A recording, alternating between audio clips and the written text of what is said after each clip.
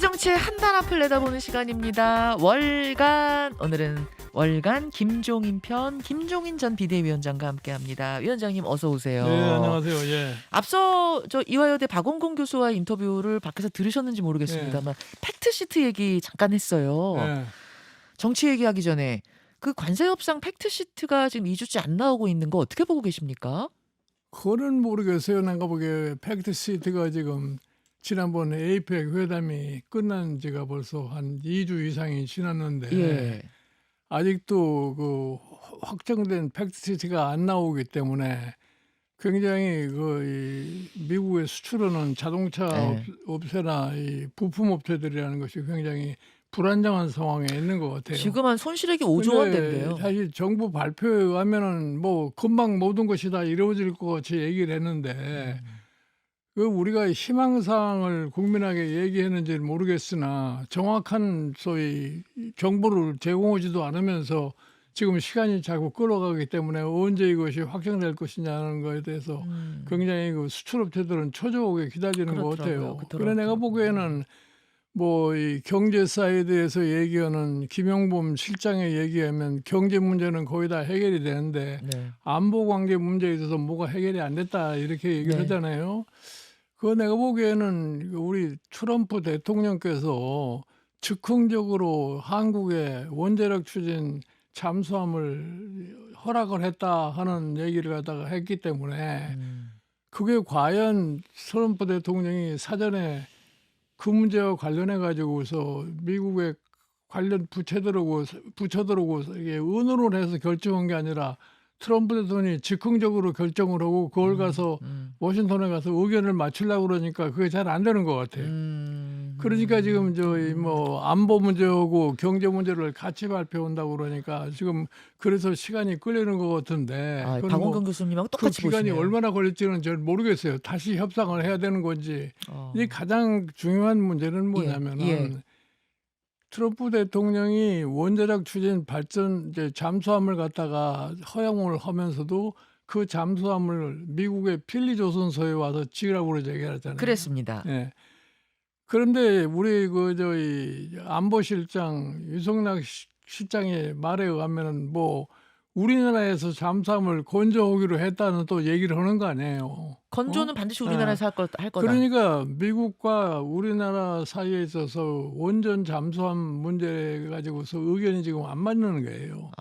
그리고 우리가 처음에 3,500억 달러를 갖다가 미국에다가 투자를 하겠다고 약속을 했다가 이번에 그 저희 에이펙 회담에서 확정된 게 뭐냐면 2천억 달러를 갖다가 매년 200억씩 해가지고 10년 맞습니다. 준다고 그러지 않았어요? 예.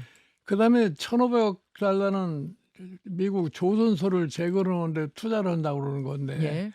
그 1,500 달러도 내가 보기에는 그 민간인이 투자하는 것이 아니라 우리 정부가 내야 하는 돈이라고 난 봐요. 그러니까 미국에서 봤을 적에는 이 사람들이 미국 조선소를 어떤 형태로다가 투자를 해가지고 살릴 것인가 하는 걸 또 생각을 할 거 아니에요. 그렇죠. 그러니까 나는 개인적으로 이렇게 봐요. 필리조선소라는 거는 잠수함을 만들 수 있는 시설이 없어요. 그렇다면서요. 그러니까 이제 우리 쪽에서 시설까지 전부 다 확대를 하는데 투자를 해가지고 잠수함을 하려고 그러는 거 아니냐 하는 나는 미국 측이 그런 생각을 여러 가지로 하는 거기 때문에 빨리 지금 그 조율이 안 돼가지고서 그 팩트시티가 지금 확정이 안 되지 않나 이렇게 생각을 해요. 어떻게 해결해야 된다고 보세요? 그러니까 미국의 입장을 기다리는 수밖에 없는 거죠. 우리로서 기다릴 수밖에 없는. 미국이 속이타네요. 자기네들끼리 어떻게 협의를 거쳐가지고서 확정을 짓는 때까지 기다리는 거지. 우리로서는 별다른 선택의 여지가 없다고 나는 봐요. 좀 답답한 상황이네요. 알겠습니다. 팩트시트 왜 안 나오는가? 이거는 뭐 박 교수님이나 김 위원장님이나 같은 시각 잠수함이 걸린 거다. 이런 말씀. 자, 정치권 이야기로 넘어가 보겠습니다. 정치권에는 지금 대장동 항소 포기를 둘러싼 외압 논란이 있고요. 또 그제는 헌법 존중 정부 혁신 TF라는 것이 곧 발족된다는 이야기가 나오면서 또 공직사회가 술렁거리고 있고 두 가지가 있는데 요 얘기부터 해보죠. 헌법 존중 정부 혁신 TF. 김민석 총리가 제안을 해서 된 건데요. 내란 특검과는 별개로 500명 규모의 TF를 꾸리고 내란 행위 제보 센터를 설치한다. 그래서 공무원들 가운데 계엄에 동조한 사람이 없는지 보겠다. 조사 방법으로는 인터뷰, 서면 조사, PC와 휴대폰 제출받아서 디지털 포렌식도 한다. 요렇게 계획서에 나왔는데 그 휴대폰 포렌식에 대해서는 위헌 소지 뭐 이런 것들이 좀 제기가 되니까 일단 포렌식이라는 명시적인 표현은 빼기로 했다고 합니다. 계획서 좀 보여주세요. 그래서 본인이 동의하는 경우에만 휴대폰 특정 문자나 구글 타임라인 같은 걸 확인하겠다. 이제 이렇게 하면서 공직사회가 꽤 술렁이는 모양이에요. 이건 어떻게 보셨어요? 나는 솔직히 얘기해서 그런 TF를 갖다가 구성을 하지 않으면은 내란 동조 세력이라고 하는 걸 갖다가 찾아내지 못한다는 걸 이해가 가질 않아요. 예를 어. 들어서 지금 우리 공무원들 중에서 얼마나 많은 사람들이 내란에 동조했냐고 생각을 해보면 내가 보기에는 그렇게 많은 숫자가 내란에 동조했다고 난 생각하지 않아요. 음. 근데 그 몇 사람을 추론하기 위해서 또 그 이상한 제도를 만들어 가지고서 공무원 사회를 갖다 불안하게 만드는 거는 내가 보기에 이재명 정부에 대해서 절대 도움이 되리라고 생각하지 않아요. 아 요거는 괜히 무리수 두는 거 아니냐 이렇게 아니 보세요? 그러니까 인제 공무원 사회에서 인제 승진과 관련돼 예. 가지고서 내란 내란 동조 세력이 승진하는 걸 막겠다는 그런 취지 아니에요. 맞아요. 그러니까 법적으로 문제되는 수준은 아니지만 어. 이렇게 어제 예시를 민주당 의원이 뭐라고 들었냐면 계엄 얘기를 하면서 즐거워한 공무원이라든지 교도소 방을 비우라고 계엄 때 시켰을 때 그것을 따른 공무원이라든지 이런 사람들을 가려내서 인사상 불이익은 줘야 되지 않겠느냐 이제 이런 아니 그거를 도대체 식별하는 방법이 뭐가 있겠어요. 예를 들어서 어떤 사람이 사실은 계엄에 대해서 즐거워하는 사람이 나는 있다고 보질 않아요. 아니 뭐 어. 즐거워한 사람이 있다 치면 과연 이 사람에게 인사상 불이익을 주는 것이 맞느냐 아니냐 이 부분에 대해서도 이 아니 그거는 도덕적 자기네 비난은 가능하지만 인사 조치가 가능하냐 마냐도 좀 아니 논란인 것 그러니까 같더라고요. 그래 예를 들어서 예. 그와 같은 기부를 만들어서 혼나는 얘기는 상당수에 달하는 공무원들이 소위 내란에 동조한 세력이 있다는 것을 전제로 하지 않을 것 같으면은 나는 그러한 것을 할 수 없다고 생각을 해요. 아 상당수의 공무원이 동조했다라는 게 예. 전제가 돼야 예. 된다. 그 몇 사람 음. 추려내기 위해서 그런 저희 조직을 만들어 가지고서 모든 공무원들을 갖다 불안에 쌓이게 하는 그러한 조치라는 게 나는 현명하다고 보질 않아요. 조금 무리수라고 지금 보신다는 말인데 이제 어제 민주당 의원들 이야기는 어쨌든 이게 계엄에 대해서 좀 정리를 하고 가야 될 텐데 내란 특검이 하나하나 다 할 수 없는 그러니까 법적인 영역을 좀 벗어나는 부분에 있는 공무원도 있다. 뭐 이런 얘기 같아요. 뭐 법적인 영역이 아닌 다른 분야에서 뭐 네. 내란 소위 동조 세력을 찾아낸다는 것이 그게 인위적으로 하지 않고는 그게 쉽게 되질 않아요. 그러니까 음. 거기서 생기는 부작용을 갖다가 생각을 할 것 같으면은 그런 발상은 나는 안 하는 것이 나는 현명하다고 생각을 해요. 아하. 알겠습니다. 알겠습니다. 대장동 항소 포기 논란으로 좀 넘어가 보죠. 대장동 사건에 대한 검찰의 항소 포기. 민주당은 애초에 이게 조작 수사였기 때문에 잘 포기한 거다 이렇게 논평하고 있고 법무부 장관은 잘된 수사, 잘된 1심 재판이니까 항소할 필요가 없어서 신중히 판단하라고 난 얘기했던 거다 이렇게 얘기를 하고요. 검찰 내부에서는 말도 안 된다, 참담하다 하면서 부글부글하고 있고 이런 상황 속에서 최종 항소 포기 결정을 했던 노만석 검찰총장 대행은 어제 사퇴했습니다. 요 돌아가는 분위기 어떻게 보세요? 아니 나는 뭐 이 두 당의 관점을 떠나서 네. 우리나라 검찰에 대한 객관적인 지금 한번 판단을 한번 해보자 이런 얘기예요. 어허. 지금까지 사실은 검찰이 집권 세력의 눈치를 안 봐보고서 온 적이 없어요. 없어요? 항상 권력과의 사실 공존을 해서 왔기 때문에 그래서 권력과 항상 연결이 되어 있기 때문에 검찰이 막강한 힘을 자랑을 하고 그렇게까지 살아온 것이 대한민국 검찰이에요. 음 예? 음. 근데 갑자기 지금 뭐 이번에 이 문제가 되고 있는 중앙지검장 소위 검찰총장 직무대행 이 네. 사람들이라는 거는 정성호 법무장관이 임명되기도 전에 사전에 임명된 사람들이라고. 예? 이재명 정부에서요. 예를 들어서 저희 지금 법무차관, 네. 검찰총장 직무대행, 중앙지검장, 네. 뭐 동부지검장, 이 사람들은 법무장관이 임명되기도 전에 다 임명된 사람들이에요. 예. 그러면 그 사람들이 예를 들어서 이문정이 동부지검장 말대로 다들 그 윤석열 대통령의 친윤 검사들이라는 거 아니에요. 어? 지금 그렇게 그래서 이제 그 얘기하고 사람들 가지고는 민주당에서 도저히 검찰 개혁이 안 된다고 그런 소리까지 들었던 사람들이에요. 예. 그러니까 지금 실질적으로 보면 그 사람들은 누가 해서 임명이 됐겠느냐 생각을 해볼 필요가 있어요. 어? 장관도 없는 상황에서. 아. 그러면 그 사람들이라는 게 결국 가서 대통령실에서 직접 임명한 사람들 아니겠어요? 그러니까 지금의 지검장들, 어. 지금 검사장, 어. 그쵸? 이재명 대통령 시절에 그러니까 임명된 거죠. 자연적으로 그 사람들은 권력과의 관계가 밀접하게 있는 사람들이라고 생각할 수밖에 없잖아요. 예. 그러니까 객관적인 측면에서 판단을 하기가 힘든 사람들이에요. 그러니까 나는 문만석 검찰총장 직무대행이 노만석. 예. 무슨 얘기가 뭐 자기 법무부와 뭐 대통령실을 참작을 해서 그렇게 할 수밖에 없겠다 하는 이런 얘기라는 거는 굉장히 나는 무책임한 소리라고 나는 생각을 해요. 무책임하다. 그만큼 자기 소신이 없는 그런 소위 검사가 아니냐 이렇게 생각을 해요. 잘 아시다시피 대한민국에는 지금 최근에 와가지고는 기회가 있는 검사가 없어요. 뭐가 있느냐? 예, 과거에 살면서 자유당 이승만 대통령 정권 초기에는 예. 최대교 같은 아주 검사가 있어가지고서 현직 장관을 갖다가 정부의 압력에도 불구하고 기소하는 그러한 기계가 있는 검사가 기계가 있었고, 있는. 네.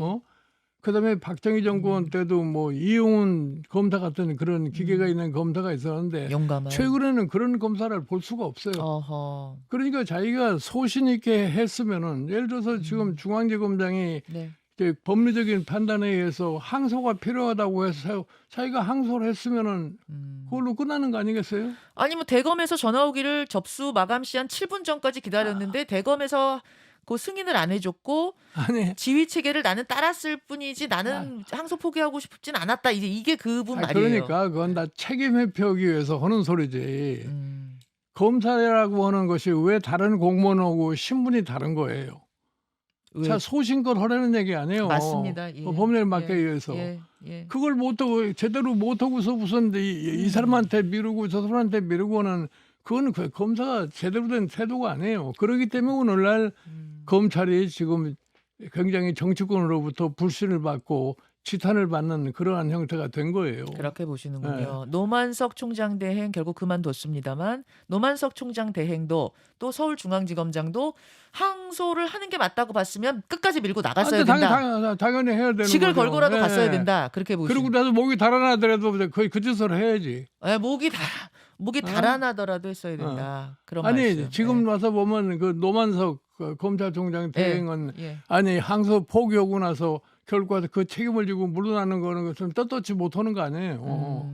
그래 그만큼 검찰로서의 소신이 없는 거죠. 그렇게. 그러니까 검찰이 전부 다 저희 권력의 눈치 보고서 자기 자리 보존하는 이런 생각에서 지금까지 지낸 거 아니에요. 나는 그래서 기본적으로 네. 정치권에서 뭐 검찰개혁 굉장히 얘기하지만 검찰개혁을 백날 해봐야 집권자가 검찰을 자기 목적을 위해서 이용을 하고 또 검찰이 거기에 협조를 하고 하면은 네. 백날 검찰개혁 해봐야 아무 의미가 없어요. 아무 의미가 없습니까? 예. 그러니까 아니 지금은 아예 검찰한테 수사권 자체를 다 뺏어서 경찰로 가겠다는 거거든요. 그런 거죠.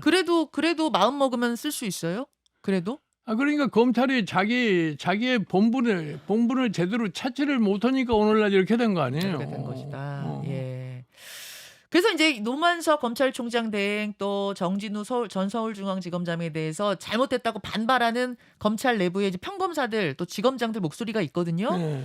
거기에 대해서 민주당 여당에서는 징계하겠다, 뭐 일벌백계 하겠다 이런 목소리 나오는데 그건 어떻게 보세요? 그러니까 내가 보기엔 그래요. 이번에 이렇게 뭐 집단적으로 지검장들 뭐 평검사들이 다 뭐 거기에 대해서 불만을 표시하는 네. 거는 지금 검찰에 대해서 정치권에서 뭐 대대적인 수술을 한다고 해서 검찰청을 폐지하고 뭐 그렇게 만드는 거 아니에요. 네. 거기에 대한 불만이 가득 차 있다가 지금 이 사태로 인해 가지고서 폭발하지 않았나 이렇게 생각을 해요. 아, 그렇게. 그 정성호 법무부 장관이 신중하게 판단하라라고 두어 번 얘기했다고 해요.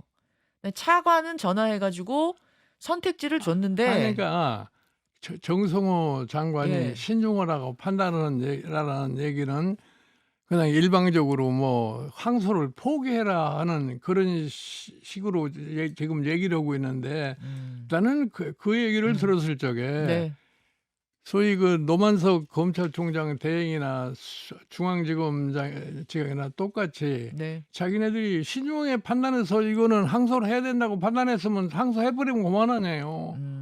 근데 최종적인 결정은 그 사람들이 해야 할 사항인데 그 사람들이 결정을 안 해버린 거죠. 그 장관이 그런 말한 자체도 너무 부적절하지 않았냐? 정성호 장관도 사퇴해라 이런 이야기가 지금 야권에서 나오고 있는데요. 근데 뭐 그거 뭐 사퇴하라고 얘기한다고 뭐 사퇴할 것 같지도 않고 그거 야권에서는 그냥 상투적으로 뭐 알겠습니다. 사퇴하라 하라 그런 얘기 아니에요. 자, 이제 이게 사실은요. 이 항소 포기가 국민들에게 민감하게 다가오는 부분은 추징금 때문인 것 같아요. 추징금. 수천억 원의 추징금을 이 유죄 판결 받은 징역형 받은 김만배와 그 일당들이 가져가는 게 맞느냐? 아니 그러니까 이건데, 1심 판결에서 예, 그 문제에 대해서 무죄를 선고를 하지 않았어요. 네, 그러니까 이제 2심에 가면은 그게 뭐 살아날 거라고 생각하니까 지금 그 추징금을 받기 위해서 다퉈봐야 된다. 항소해야 된다 이렇게 얘기했는데 그거는 2심 재판이 지금은 이제 할 수도 없고 돼버렸지만 그렇죠. 꼭 2심 재판에 가서 그게 추징금이 걷어진다는 보장도 없어요 지금요. 물론 보장이 없죠. 예. 보장이 없지만 그래도 다퉜어야 되지 않겠느냐. 아, 이제 이게 그러니까. 국민들 심정인 것 그러니까 같습니다. 지금 뭐 야당으로서는 그런 공격을 할 만도 하는 거죠. 그게. 제가 여기서 이제 궁금한 건 우리가 뭐 그게 지금 사실 법조인들 사이에서도 의견이 엇갈리잖아요. 근데 예를 들어서 내가 그 야당의 지금 국민의힘으로서는 그래요. 네. 지금 사실 국민의힘이 윤석열 대통령 취임 이래로 계속해서 지금 이 민주당과 싸우는 게 뭐예요? 지금 이재명 대통령이 사법 리스크 때문에 싸운 거 아니에요. 근데 그거 가지고서 싸워가지고서 별로 아무 성과도 거두지 못했다고요. 네. 그런데 결국 가서 이재명 지금 대통령이 취임을 해가지고서 또 그 역시 마찬가지로 계속해서 국민의힘에서 들고 나오는 거는 이재명 씨의 과거의 사법 리스크를 그대로 지금 반복하고 있는 거예요. 그래가지고 과연 정치적으로 무슨 효과가 있겠냐 하는 생각을 해볼 필요가 있어요. 무슨 효과가 있겠는가? 그리고 나는 껐딱하면은 네. 뭐 탄핵 이런 얘기가 나오는데 네. 지금 국민의힘이 솔직히 해서 107명의 국회의원을 갖다 가지고서 무슨 탄핵이라고 하는 거를 할 수도 없는 상황 아니에요. 지금 탄핵 이야기가 나오는 건 이거 혹시 대통령실에 입김 들어간 거 아니야? 그러니 탄핵 이렇게 연결 지금 되고 있는 주장인 거죠? 소용없다. 그리고 의미 그냥 정치적인 하나의 그냥 구호로다 쓰는 거지. 현실적으로 불가능한 얘기를 자꾸 해봐야 의미가 없다고 봐요. 의미가 없다고 보세요. 그 추징금 관련해서는 조국 전 대표하고 한동훈 전 대표가 붙었는데 네. 의견이 완전 달라요. 둘 다 법조인인데. 근데 저는 뭐 누가 옳은지는 모르겠습니다만 두 사람이 이렇게 세게 붙은 게 두 사람 다 그 각 당에서 진영에서 좀 공간이 부족한 상태에서 이번 아니, 기회가 좋은 기회라고 본 건가? 뭐 이런 느낌도 들더라고요. 아니 그러니까 내가 보기에 조국 지금 소위 혁신당 대표는 그 사람도 자기 형법학 교수 아니에요. 네. 그리고 또 이 한동훈 지금 전 대표는 검찰로서 가장 에리트라고 생각하는 사람이고 네. 그 사람들이 지금 법리 싸움을 하는 거예요. 맞아요.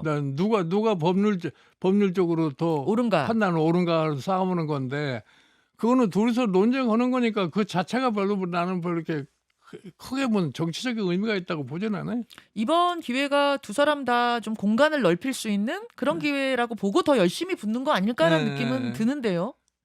그러니까 뭐 이거 결국 가서 판단은 국민이 하는 거기 때문에 예? 그렇죠. 그 괜히 자꾸 너무 열을 올려가지고서 정치적으로 이게 정치를 법으로 자꾸 해결하려고 그러면 해결할 수가 없어요. 알겠습니다.